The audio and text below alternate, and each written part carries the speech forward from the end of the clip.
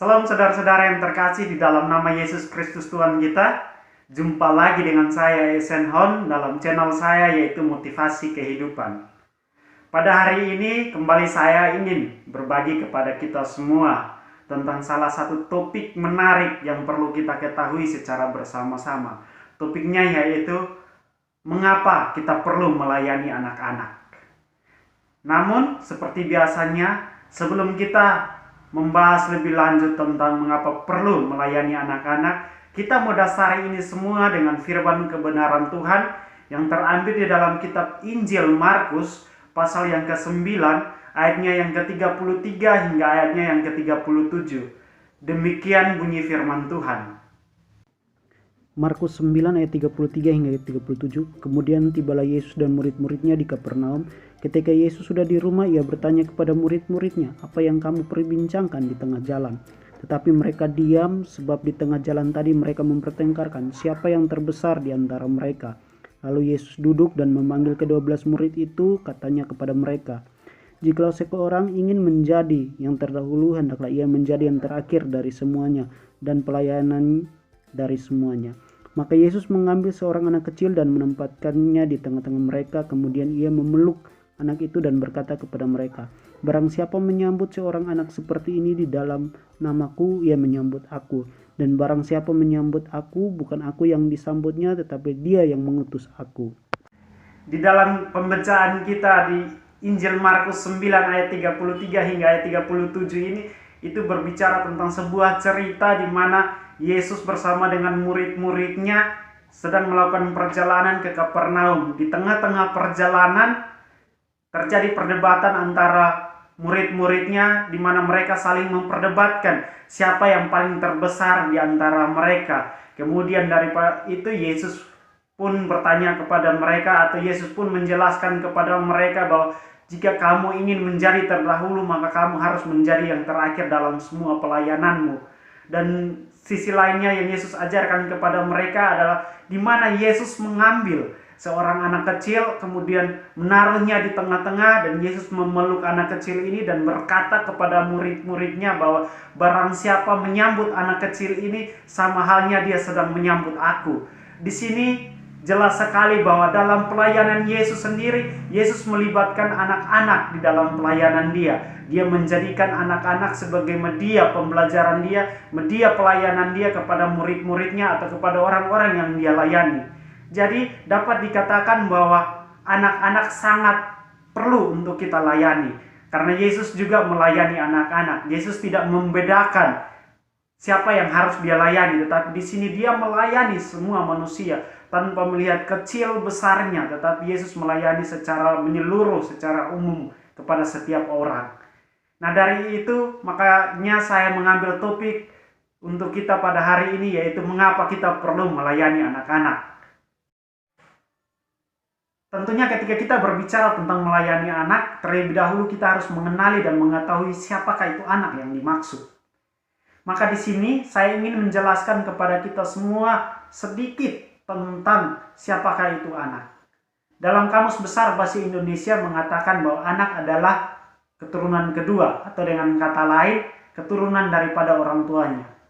Sedangkan dalam ilmu psikologi, anak adalah seorang manusia yang periode perkembangannya itu rentang dari usia bayi sampai dengan 5 atau 6 tahun, atau yang disebut dengan periode prasekolah. Sedangkan di dalam Undang-Undang Pidana nomor 23 tahun 2002 mengatakan bahwa anak adalah seorang manusia yang berusia di bawah 18 tahun, termasuk yang masih di dalam kandungan. Sama juga dengan Konvensi Hak Anak. Di situ mengatakan bahwa anak adalah seorang yang berusia 0 sampai dengan 18 tahun. Seorang tokoh ternama yaitu Khalil Gibran mengatakan anak adalah titipan Tuhan. Yang artinya bahwa anak itu adalah anugerah yang Tuhan berikan kepada setiap orang tua atau kepada setiap orang-orang dewasa di sekitarnya untuk dibina, dirawat, dan dididik menjadi seorang yang berguna kelak. Nah, bagaimana pandangan kekristenan tentang siapakah itu anak? Di dalam Alkitab sangat jelas sekali mengatakan anak itu adalah pemilik kerajaan surga. Itu kita bisa melihatnya di dalam kitab Markus 10 ayatnya yang ke-14. Di situ Yesus mengatakan bahwa anak-anak adalah empunya kerajaan surga. Nah, itulah sedikit yang bisa saya sampaikan kepada kita semua tentang siapakah itu anak. Untuk itu, mari kita sama-sama lanjut untuk membahas tentang mengapa perlu kita melayani anak-anak. Kalau tadi kita sudah berbicara tentang definisi anak, maka sekarang tibalah saatnya untuk kita mau berbicara tentang mengapa kita perlu melayani anak. Berdasarkan bacaan kita di dalam kitab Markus pasal yang ke-9 ayat yang ke-33 hingga ayat yang ke-37, di situ kita bisa melihat bagaimana proses pelayanan Tuhan Yesus sendiri. Di situ Yesus sendiri dalam pelayanannya dia melibatkan anak dalam pelayanan dia. Dia melibatkan seorang anak kecil dalam melakukan pelayanan dia, dalam melakukan pengajaran dia, dan dalam melakukan khotbahnya dia kepada orang-orang. Jadi tidak ada salahnya juga ketika kita melibatkan anak di dalam pelayanan kita, dan juga tidak ada salahnya ketika kita melakukan pelayanan untuk anak. Karena melakukan pelayanan untuk anak itu adalah salah satu hal yang sangat penting yang perlu kita lakukan kepada mereka. Karena mereka membutuhkan kita untuk dilayani. Tentunya sebagai seorang anak, mereka memerlukan orang dewasa untuk membimbing mereka, mengajar mereka, mendidik mereka, mendampingi mereka, dan terus melatih mereka untuk mereka bisa mengetahui perbuatan-perbuatan yang baik, perbuatan-perbuatan yang benar, yang sesuai dengan kehendak Tuhan. Nah, untuk itu disinilah peran kita sebagai orang dewasa dalam melakukan pelayanan kepada anak-anak itu sangat penting.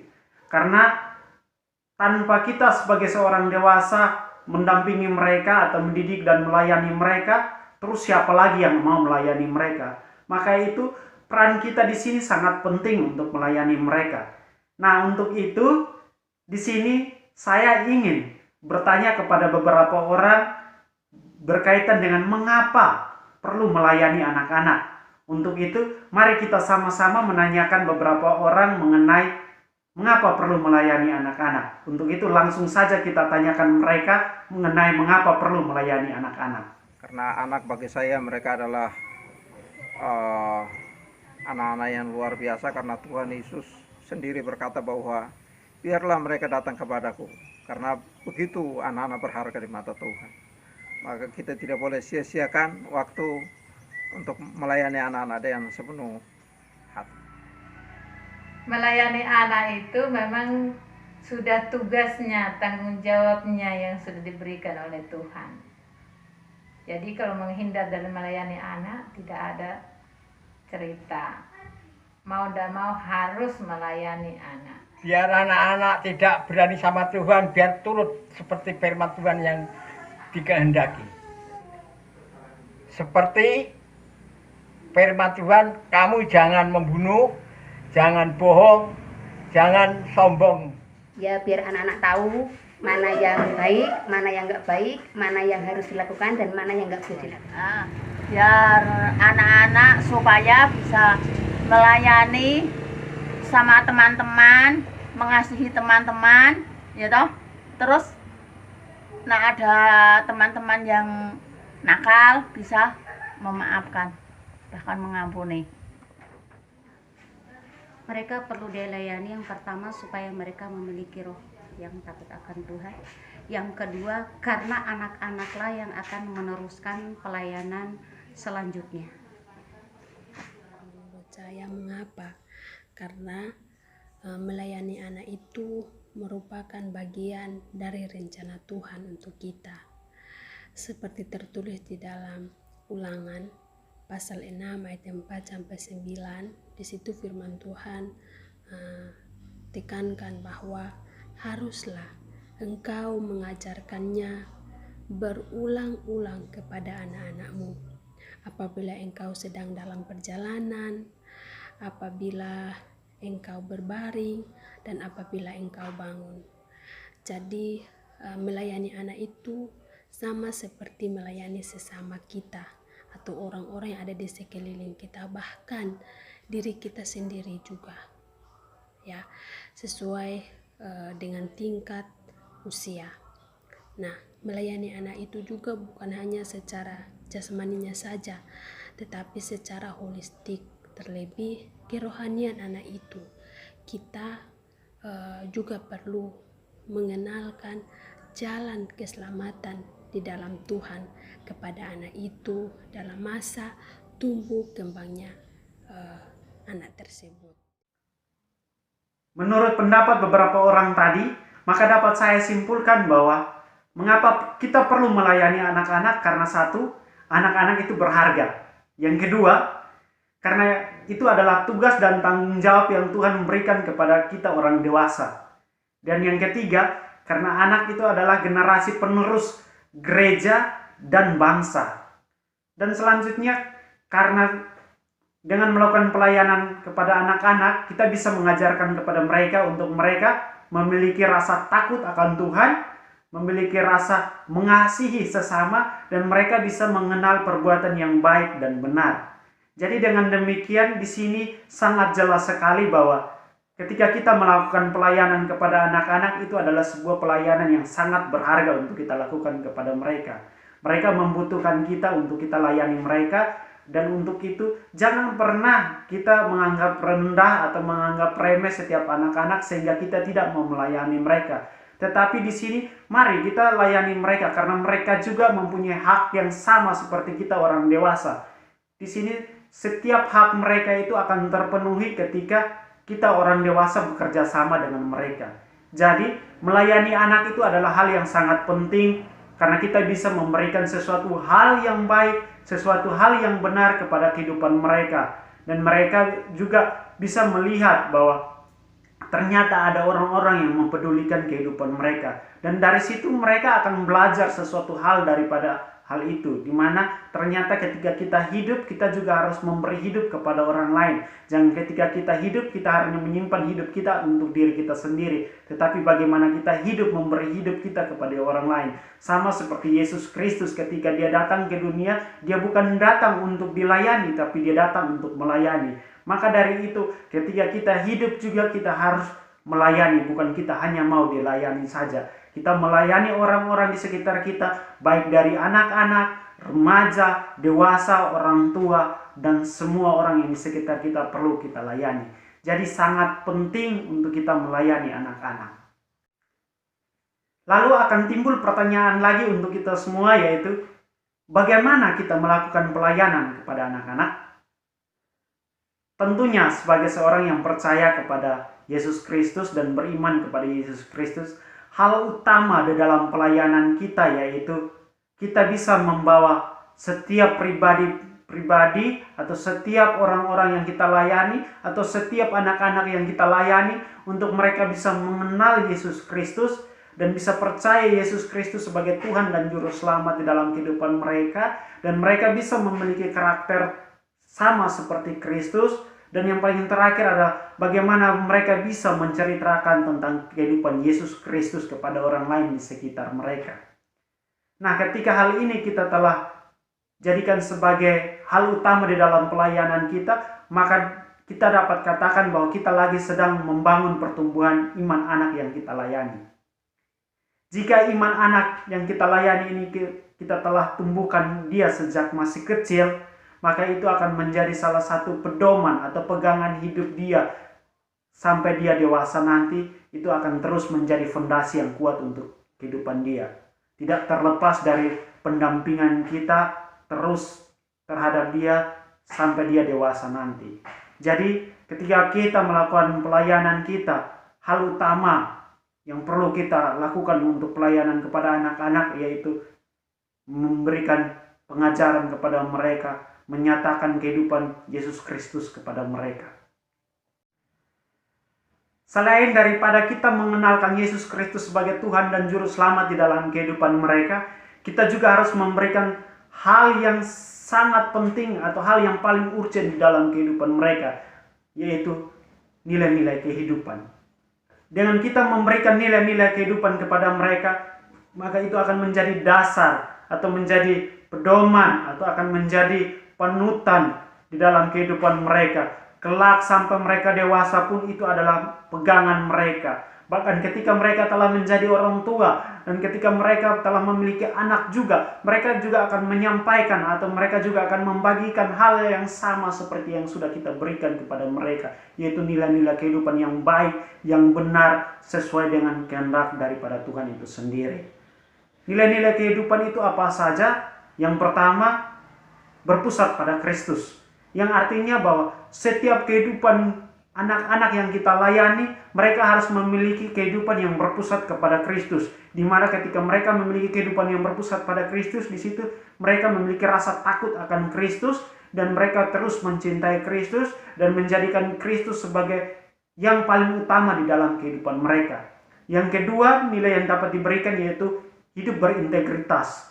Di mana ketika kita memberikan nilai hidup berintegritas kepada anak-anak, itu akan menjadi pegangan yang hidup yang baik kepada mereka ketika mereka dewasa nanti. Mereka akan memiliki sifat yang berintegritas dimanapun mereka berada, dilihat ataupun tidak dilihat, mereka tetap melakukan hal itu. Itu yang bisa disebut dengan integritas. Nah, nilai yang selanjutnya yang bisa kita berikan yaitu unggul atau memiliki pribadi yang unggul, di mana bahwa mereka harus menyadari bahwa diri mereka ini adalah sosok pribadi yang telah Tuhan ciptakan, yang telah Tuhan rancang semenjak masih di dalam kandungan. Tuhan telah menetapkan mereka untuk memiliki pribadi yang unggul, di mana ketika mereka melakukan segala sesuatu, mereka melakukan lebih daripada apa yang diminta. Sama seperti apa yang difirmankan oleh Tuhan bahwa jikalau seorang mengajak kamu untuk berjalan 1 mil, maka berjalanlah dengan dia 2 mil. Di situ dia sedang melakukan pekerjaan atau melakukan hal yang namanya unggul. Dia melakukan sesuatu yang lebih daripada apa yang diminta. Itu nilai kehidupan yang ketiga yang bisa kita berikan. Dan nilai kehidupan yang keempat yang bisa kita berikan kepada mereka yaitu memiliki pribadi yang berinovatif atau memiliki pribadi yang mempunyai hidup kreatif, di mana dia mempunyai inovasi-inovasi, gagasan-gagasan atau ide-ide yang baik, yang cemerlang dalam mengatasi sebuah permasalahan di dalam kehidupannya atau dapat mengatasi setiap kondisi yang terjadi di sekitarnya. Dia bisa menjadi solusi dalam kehidupannya melalui inovasi-inovasi yang dia punya atau melalui ide-ide kreatifan yang dia punya, dan dia bisa memberikan sesuatu yang baru kepada orang lain di sekitarnya. Itu ya yang keempat yang bisa diberikan kepada mereka. Dan yang kelima, nilai kehidupan yang bisa diberikan kepada mereka yaitu bekerja sama. Di mana ketika kita memberikan nilai kehidupan bekerja sama kepada mereka, kita harus menyatakan kepada mereka bahwa ketika kita hidup ini, kita hidup tidak seorang diri, tetapi kita hidup berada di dalam sebuah komunitas atau di tengah-tengah sekelompokan orang. Maka ketika kita berada di tengah-tengah komunitas atau kelompok orang itu, maka kita harus bisa berbaur satu dengan yang lain, dan kita harus bekerja satu dengan yang lain. Sehingga ketika kita berada di situ, kita tidak sendiri, tetapi kita bersama-sama dengan orang lain.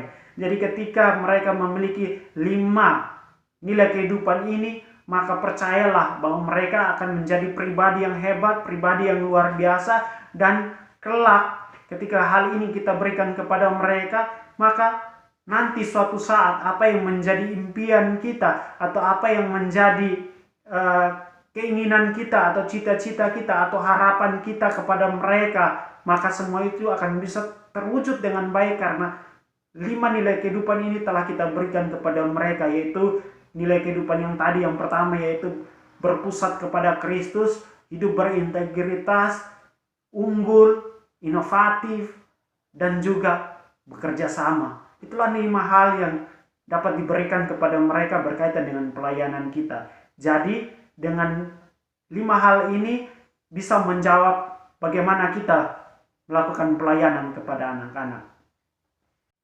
Lalu bagaimana dengan seorang yang melakukan pelayanan kepada anak-anak tetapi dia tidak memberikan nilai-nilai kehidupan yang benar kepada anak-anak yang dia layani, tetapi malah sebaliknya dia memberikan nilai-nilai kehidupan yang buruk kepada anak-anak atau dia menyesatkan anak-anak tersebut yang dia layani? Apa yang akan terjadi? Di sini sangat jelas sekali bahwa Yesus Kristus menentang akan hal itu. Kita bisa lihat itu di dalam kitab Injil Matius pasal yang ke-18 ayatnya yang ke-6. Di situ Yesus berkata bahwa jikalau seorang menyesatkan salah satu dari anak-anak kecil ini yang percaya kepadaku, lebih baik batu kilangan diikat di lehernya kemudian lemparkan dia ke dalam laut. Di situ Yesus menegur keras bahwa ketika seorang yang melakukan penyesatan kepada anak-anak kecil yang sedang dia layani, lebih baik batu kilangan diikat di lehernya kemudian dia dibuang saja ke laut karena dia menyesatkan anak-anak kecil itu. Jadi ketika seorang yang melakukan pelayanan kepada anak-anak, dia tidak memberikan nilai kehidupan kepada anak-anak itu, maka alangkah lebih baik dia diikat dan dibuang saja ke laut, sama seperti yang dikatakan dalam kitab Matius ini.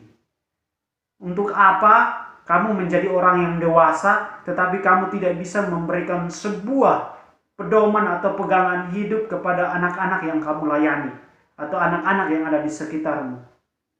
Untuk apa kamu hidup jikalau kamu menyia-nyiakan kehidupan kamu?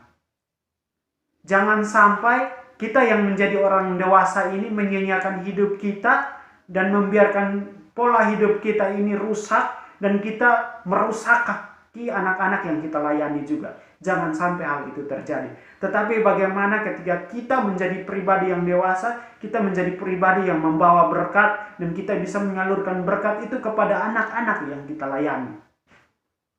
Maka dari itu, saya ingin sampaikan kepada kita semua bahwa jadilah pribadi dewasa yang terus mau melayani anak-anak tanpa merendahkan anak-anak, tanpa menyepelekan anak-anak, bahwa anak-anak tidak mampu atau anak-anak tidak bisa. Ingat, salah satu hal yang perlu kita ketahui bahwa anak itu adalah anugerah daripada Tuhan. Dan anak itu juga sama seperti kita, mempunyai hak sama seperti kita, dan dia juga adalah ciptaan Tuhan sama seperti kita yang adalah ciptaan Tuhan. Jadi ketika kita menyesatkan anak-anak, sama halnya kita menyesatkan diri kita sendiri. Maka dari itu pertanyaan untuk kita semua sebelum saya menutup akan hal ini, sudah siapkah kita mau melayani anak-anak? Dan sudah siapkah kita memberkati anak-anak? Mari, silakan jawab pertanyaan saya itu sendiri di dalam pribadi kita masing-masing. Demikian yang bisa saya bagikan kepada kita semua pada hari ini. Semoga ini dapat bermanfaat untuk kita semua dan memotivasi kita semua untuk kita terus melakukan pelayanan kepada anak-anak.